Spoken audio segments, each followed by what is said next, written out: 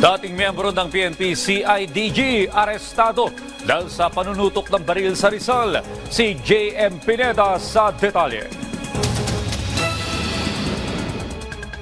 Kalaboso ang bagsak ng dating miyembro ng PNP CIDG. Ito'y matapos manutok ng baril sa Rodriguez Rizal nitong February 15 ng gabi. Ayon sa pulis, punot dulo ng away ang pikunan sa inuman.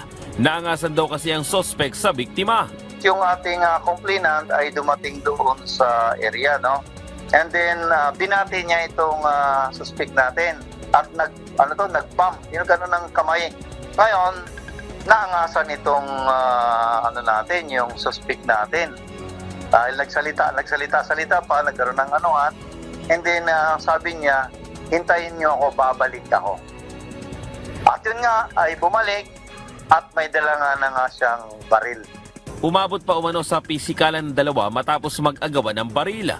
Mabuti na lamang daw ay nakatawag agad ng tulong ang mga residente sa mga pulis. Nadiskubre din ng PNP na loaded ang baril na hawak ng sospek na may laman na 30 bala. May intention talagang pumatay. Naagapan lang nung nilabas na nga doon sa kanyang daladala ay naagapan ng ating complainant. Mas lalo pang napatrobol ang sospek dahil wala pala kasing lisensya ang baril.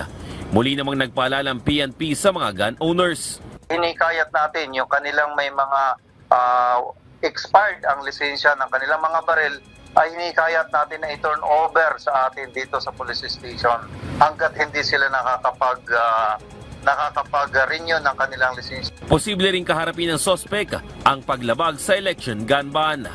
JM Pineda para sa Pambansang TV sa Bagong Pilipinas.